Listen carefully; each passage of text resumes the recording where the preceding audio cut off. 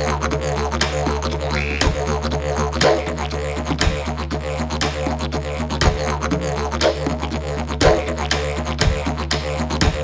everyone, welcome to episode 9 of season 4 of Educator Yarns. I'm Jess James and I'm here with my co-host Belinda.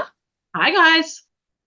Today we're going to be continuing on exploring the early years learning framework, and in this episode we'll be focusing on outcome 3. But before we delve in, I'd like to acknowledge the traditional owners of the land on which we are all gathered on today and pay respects to elders both past and present, and acknowledge any Aboriginal or Torres Strait Islander listeners that are tuning in to this episode. Welcome, everybody.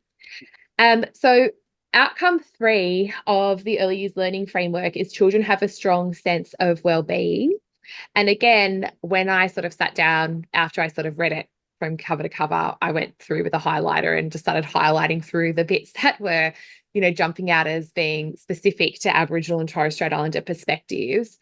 And in the first outcome 3.1, children become strong in their social, emotional, and children become strong in their social, emotional, and mental well-being when educators support this by maintaining high expectations of each child's capabilities and welcome children and families sharing aspects of their culture and spiritual lives to create culturally safe environments.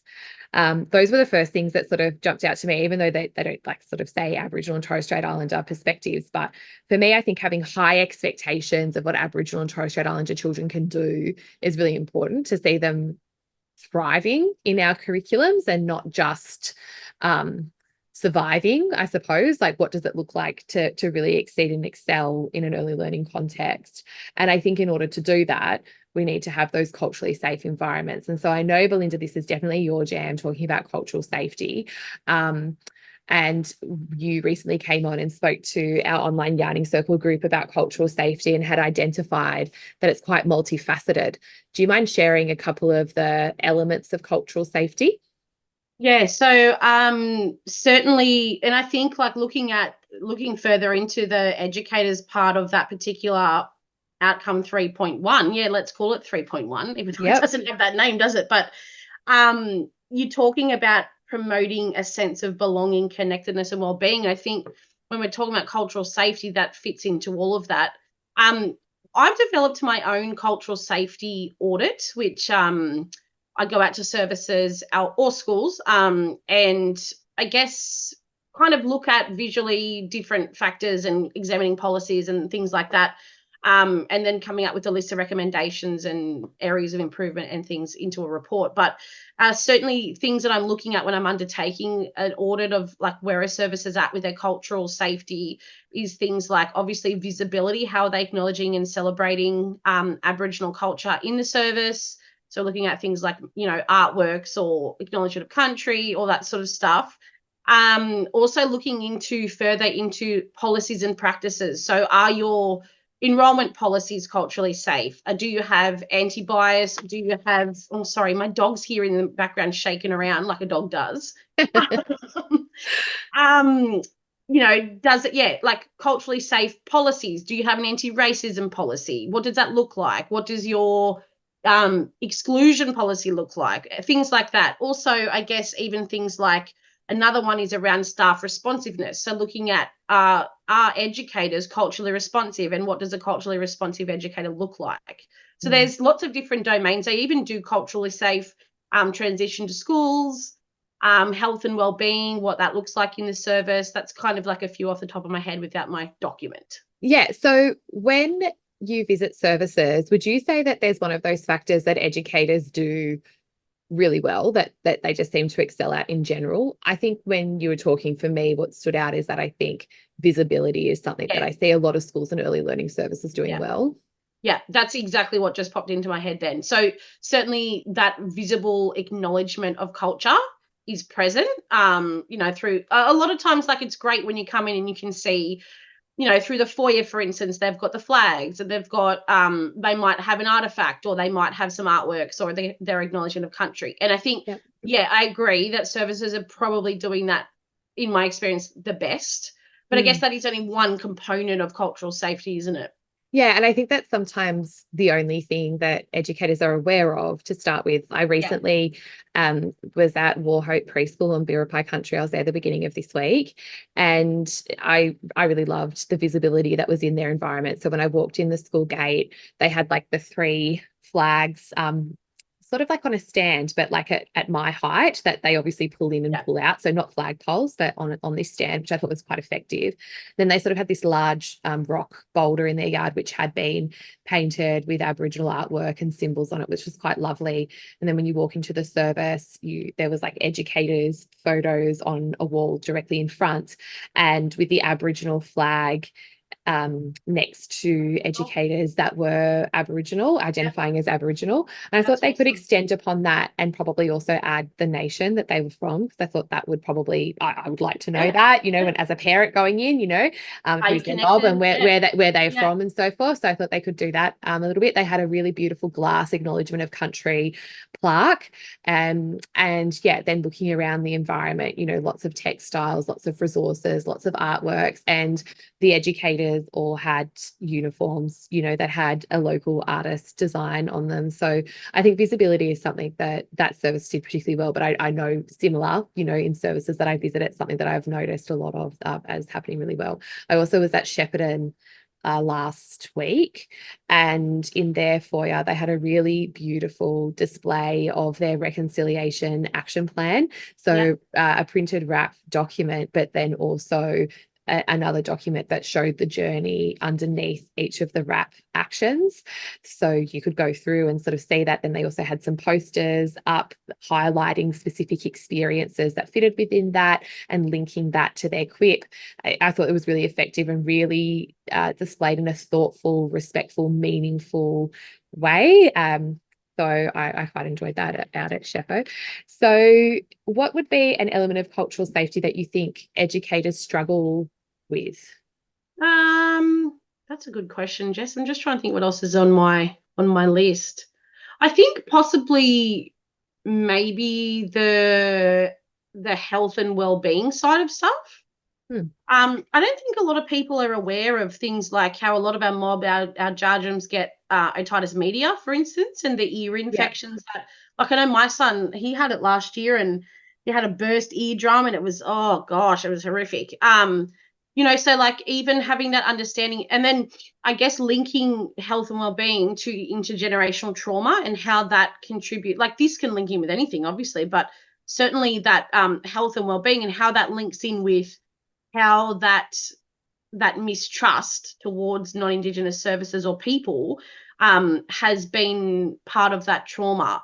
And that includes, even within the health system, of that exclusion that our people have faced in that regard as well. That's why there's a barrier for health, because there were things like lock hospitals where Aboriginal people weren't allowed to, or like were segregated for different, different conditions that they might have had, but also weren't even allowed to go into hospitals. So they had to birth on the veranda of the hospital, or they weren't even allowed in the hospital in some places, So there is certainly a role that educators and early childhood services can play in building partnerships and relationships with local Aboriginal health service providers. I think that's one area. And then I would say, I think we're getting a lot better at this, but certainly that cultural responsiveness for educators, because if we're looking truly at cultural responsiveness, really what that involves is it's an ongoing learning experience that involves educators taking a deep dive within their own bias and privilege. And I think that's a really hard pill to swallow if you haven't been, and don't get me wrong, I've seen so many non-Indigenous allies that are working in this space that are doing amazing and that have like in that area.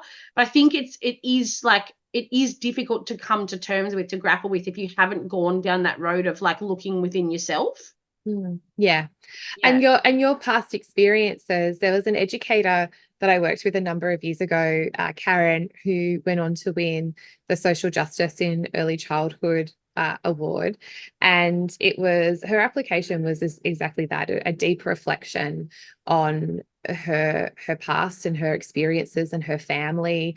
And I believe it's not my story to tell, but I'll find the award summary for you guys and you can read her application. But I believe her father was a police officer and was quite discriminatory and racist towards Aboriginal people, and would make a lot of remarks, derogatory remarks and so forth. And so she sort of grew up with that in mind, in her head, so to speak. And then it really wasn't until much later in life, and I think through experiences working in early childhood and having that opportunity to then connect with Aboriginal people and have conversations and be in communities and so forth, that was that pivotal turning point for her personally. And I think those deep revelations of, what shapes our dispositions and our worldview of races and people and our belief system.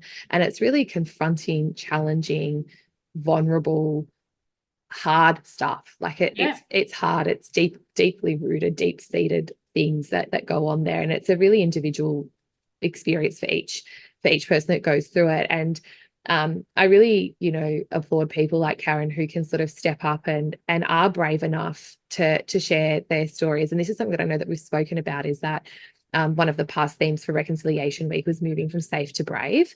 And really, what does that brave practice and pedagogy look like? Because I think it's become quite comfortable for educators now to say an acknowledgement of country, talk about the flags, include things in children's interests.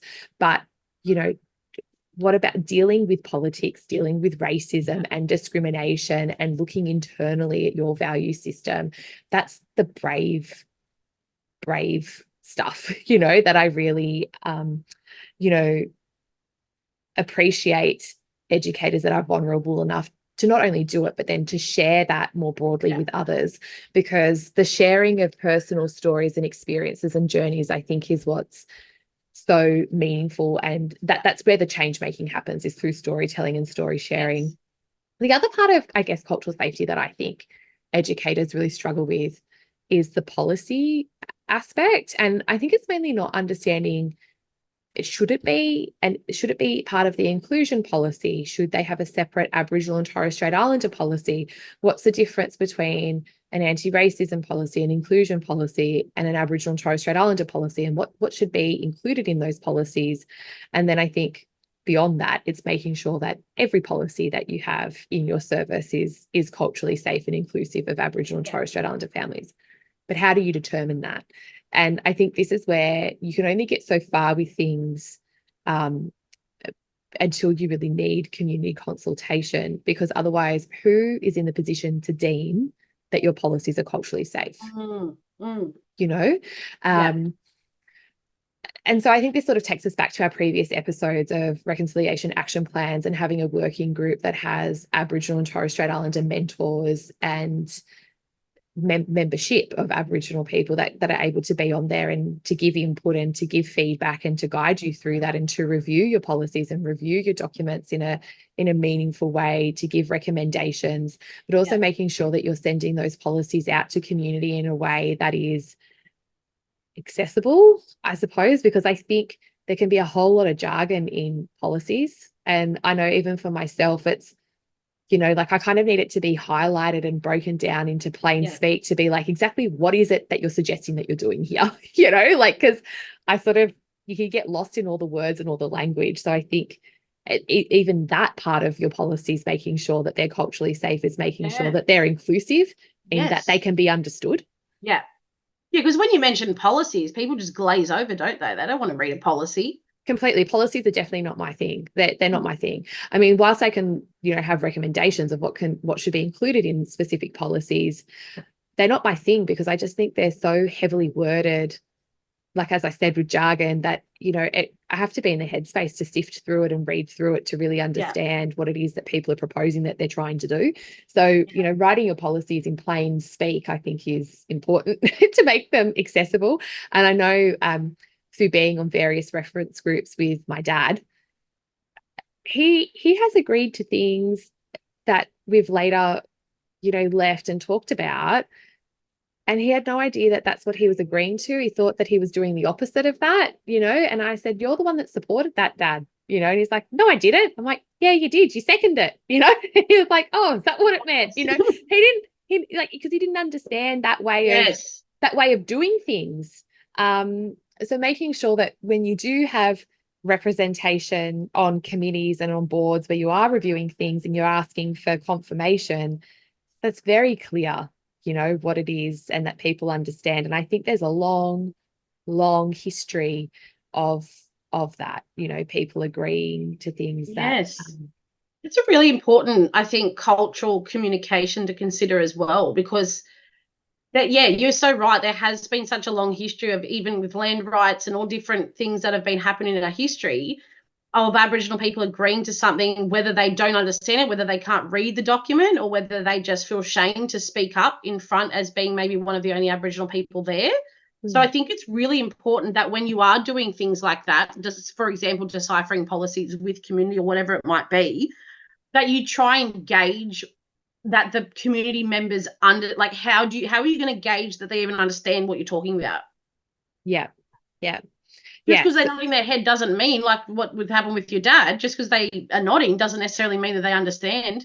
Yeah, 100%. And so I do that too. Yeah, I think no that's idea. I think that's why sometimes it's important not to make people decide something on the spot, that, there's time to go away and that the decision can be made at the next session, so they can go back and they can talk to their community about it, or their parents or their children about it, or to someone that they feel comfortable saying, I don't understand what they were talking about, what they were suggesting. Can you help explain it to me a little bit more? Because I know in a group setting, it's not always comfortable to speak up and be like, I don't actually know what you're talking about. There are some people that will, but I know a lot of mob definitely won't. It's a shame thing. So anyway, so food for thought, lots of processes to think through with that. And there's a policy action as part of your reconciliation action plans, which gives you some stuff on like what you need to know, things to consider, and there's some professional development resources within that action as well for people that want to dive deep into policies. And as always, you can reach out to Belinda or myself if you're wanting a mentoring session to discuss,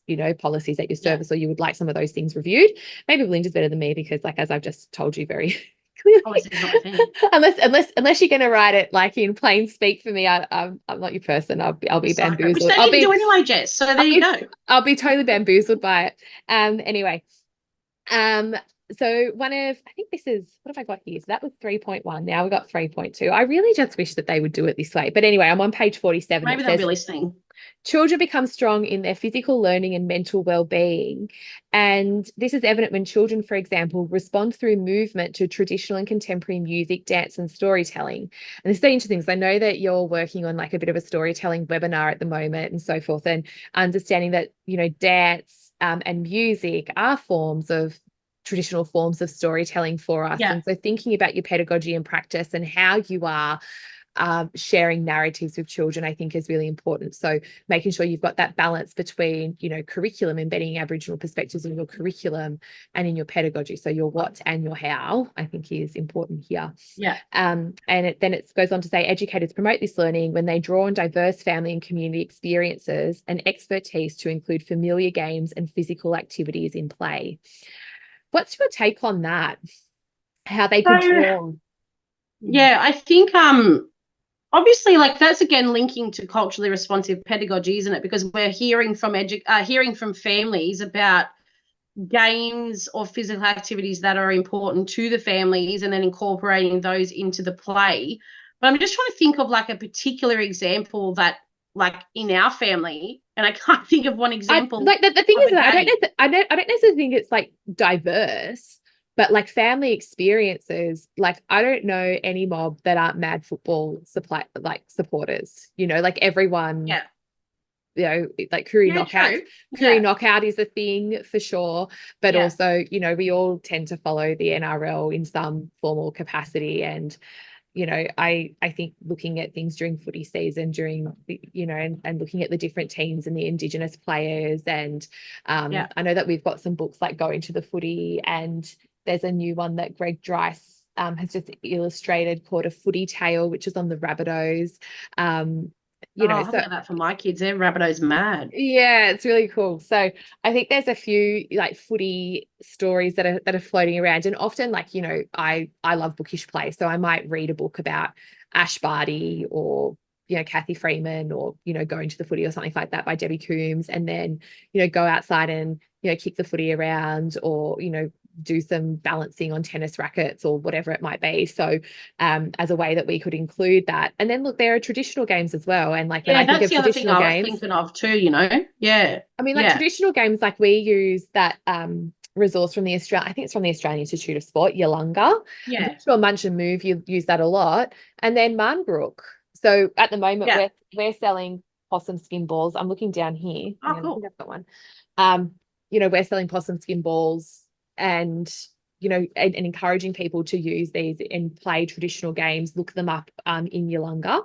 And I don't know if I'm allowed to say, I'm sure Bryson won't mind, but we're just working on an episode on Play School where the Marngrook will make an appearance on Play School and have a little bit of toy play doing that. So I think that exposure, and for people that don't know, Marngrook is the basis of AFL, so that's where it comes from, and it was played with a possum skin ball, which we call Marngrook. Yeah. So, you know, you could look at something as simple as that. But I think traditional stuff is good, and resources like Yolunga are really important. You can move your way through that and include that, but then also that contemporary perspective is what really speaks to our kids today, you know, which I think for a lot is the footy. Yeah, absolutely. Because I mean, when I interpreted that too, Jess, I was just thinking like, what do we play at home? We're playing tips and stuff, you know, when we're with our family, or obviously footy. But we had some boomerangs from school that I brought home, and the kids are at the back throwing that around, which was great until almost smashed a window. So like, we're not playing like necessarily traditional games at this point. We're playing just regular games, you know, westernized games. Yeah. Have you seen the book Little, like the, you know, the Little J and Big Cuz, which is like a TV series, but they've also got a book series that's come out as well. So this one is The Big Race. If you're watching on YouTube, you'll be able to see it. So, you know, having these little tin rollers, I think this is also, it's not like it's a traditional game that was played on missions, you know, for a long time, is like having these races with these tin rollers. So potentially, you know, looking at some of these types of games as well, playing games like Even Knuckles. marbles? Yeah, marbles and knuckles and stuff like that, I think you could definitely bring in. Shirley at the moment, I think I've said before, like she is obsessed with cricket, which I'm pretty sure has come from a Bluey episode. Like I don't know, like it's so weird. Everything is cricket, and like I don't know, we don't watch the cricket. I have no idea. I blame Bluey. So, I keep telling the teachers at school she likes cricket, hoping that maybe they'll take that up because I have no interest in doing it at all. But anyway, otherwise you're going to be sitting in the summer day, you know, a couple of years' time, in the middle of the day, watching a cricket. Yeah. I hope not. Anyway, Nice I hope she. No offense to cricket. So then we've got children are aware of and develop strategies to support their own mental and physical health and personal safety. And educators promote this learning for all children when they, for example, create a safe environment for Aboriginal and Torres Strait Islander children to share about their history and culture, songs, language, food, ceremonies, and dance if they choose. They encourage all children to share their history and culture, which could include songs, language, food, ceremonies, and dance. I don't know, that sounds like it's the same thing written twice in here, but anyway. Create culturally safe and appropriate learning experiences and spaces, reflect children's culture in the setting.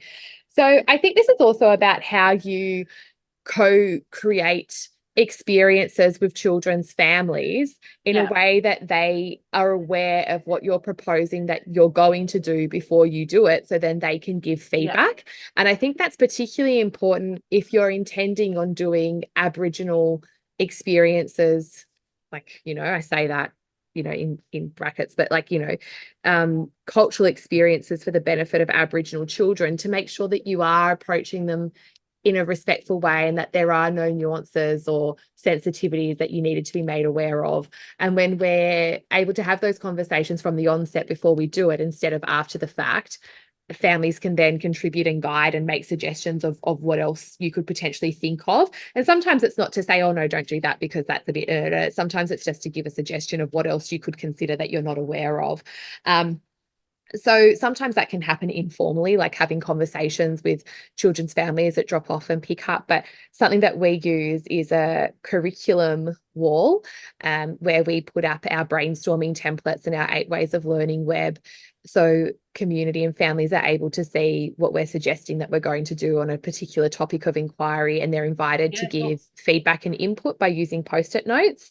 And also I've just suggested that for educators to have, incremental regular cups of tea check-in times with families. So not like, I guess, like the early childhood version of a parent-teacher interview, but where it's just like, come in and have a cuppa and a yarn. And I know that we do that informally, but also take the opportunity to have it more formal, where a family can come in and have a chat and you can share some things. Is there any way that you're not going to get that if you don't have those strong relationships? Like, you're not going to have that list of information about what's important to that child culturally without that.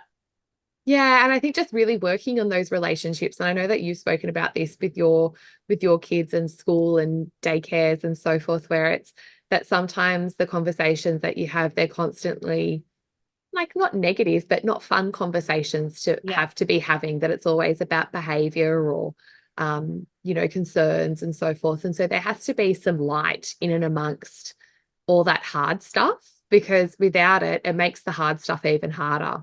So finding ways that you can, and even if it's just like taking a picture of, a child doing something great and texting it through to the family and just being like, hey, I just wanted to let you know they're having a great morning in the sandpit today and they're playing with 2 friends, really settled, having a great morning. And I think that just makes it like, oh, great, and even in the afternoon, if they've had a wobbly or whatever, at least you've got a moment to hang on to, where that your child's actually being seen and celebrated for being the great kid that that they are.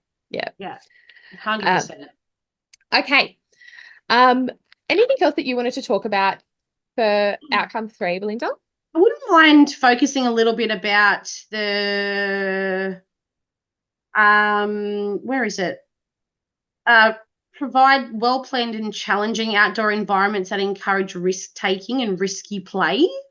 Because I think for me, like when we think about the way in our families, like traditionally how Aboriginal families would pass on, when you're learning, like like before colonization and even after or whatnot, a lot of the ways that we parent and learn information is through trial and error. And so it's like also like watching and then doing. And I don't know about, your kids probably aren't quite old enough for this yet, Jess, but so my son Wallaran, he went to an Aboriginal preschool in Grafton called Gummiani, which was amazing. And he shout out to any of the mob up there listening in Grafton. But I just loved the fact that the kids could climb in trees. It was the only place that I've seen that they were allowed to do that. When we're talking about Koori kids, like this might be a stereotype, but let's face it, it's probably a positive stereotype that we're generally pretty well coordinated and good at sport. And so like for our kids, it's about being able to explore in that risky environment, but knowing, like, I guess, like, so for an example, one of the ways that we parent our kids is like, our kids are massive risk takers, right? So, but it's about presenting a choice to them about what might happen. So, for instance, like our kids, they might try and jump off something that's inappropriate. And my partner will always say something like, well, go on then, but this is what could happen. You could break your leg. Go ahead and do it, but you might break your leg, which my son's already done, but not from doing that. Yeah. So I think, part of that is having that understanding of cultural ways of learning. And that's how traditionally we've been learning for tens of thousands of years. Watch and do, or have a go and take risks and then you learn from those mistakes, Yeah, I definitely missed that coordinated gene that you're referring to. But Shirley, on the other hand, is exactly how you describe your kids. She's a massive risk taker, and she is so confident, and her confidence honestly frightens me, because I just think I was never like that with physical activity the way that she is. Always wants to get up into the trees. Like she's not even 2.5, like always wants to climb into trees. Even we took her to a play center, and exactly what you're saying, that watch and doing. So she's there, she just sat on this jumping castle watching these older kids climb up this inflatable mountain and then hurl themselves down the other side. And you have to sort of just sort of step back and let her go. And, and after watching for about 15 minutes, she worked out how to do it and was off doing it with with 7-year-olds and just hurling herself down the inflatable slide on the other thing. And I just think, like, she gets that confidence from, and it's that risk taking, and she's brave, and I don't want that to be deterred from her. And so it's one of the things that I actually did put in her learning plan when she started at kindy, and I made a book like about Shirley, because I wanted them to know that this is how she actually is. Because like kids that climb in daycares are like, oh no, get down from there, I don't want you to hurt yourself, and that sort of stuff. It's like that is who she is, and that is an interest that she has, and it's a strength that she has, this physical activity. And so, and none of her teachers are Aboriginal either. And so I don't know, but what I do, my experience working in early learning services anyway, is that I think sometimes Aboriginal kids, as you say, potentially it is stereotypical that they are very physical, learners, and they're out there doing stuff. And I think that sometimes non-Indigenous parents, I don't want to be stereotypical because it's so hard to say, but I can see like that sort of more helicoptering that happens and not wanting. I was going to say that. Yeah. Whereas we're definitely not the helicopter people in that way. So I'm glad you brought that up. Sorry, Jess, it fits in with 3 point something where it talks about supporting families' diverse parenting approaches too. It's like having that understanding that often we parent in a different way than you would see, like you're saying, like a helicopter parent, or I'm not saying all Western people have a helicopter parenting style, because I'm probably I'm a pretty anxious parent, so I'm probably a bit more helicopterish, and my partner's the complete other end of the spectrum of that, but I guess that certainly fits under support families' diverse parenting approaches because of that. It's that different. And you think about it, like, I guess, there were no roads before colonization. You didn't have to worry about running onto a road, but certainly, like, as we know, like, our dreaming stories inform us of where we should and shouldn't go, or they inform us about being back to camp at a certain time, because if you don't, there's spirit creatures that could come out and get you. And that's all to do with safety. But certainly I think, there's different approaches, and that's one, those some examples of that Aboriginal parenting styles. Yeah, perfect. I think that's so valid and important to identify here. So thanks for bringing that up and for sharing, Belinda. That's awesome. Okay, I'm going to end our podcast for outcome 3 here. And in obviously our next session that we have together, we'll be exploring outcome 4 of the early years learning framework. Apologies if you can hear my daughter having a tantrum in the background, but that's life. I can't even hear her, Jess. You can't hear her? No. Oh, that's awesome. Thank you. so relieved. These noise cancelling headphones obviously work from your end, so that's awesome. Yeah, I'm not wearing any. Hopefully nobody else can either. Okay, thanks so much, everyone. I hope you enjoyed this episode. If you'd like to have a yarn about anything that we've discussed, you can reach out to Belinda at Freshwater Education, and you can find me at the Koori Curriculum. If you can leave us a review, we would really appreciate it. It makes us more discoverable to other early childhood people that may also find what we have to say interesting. We hope. And we'll see you next time. Stay deadly, everyone.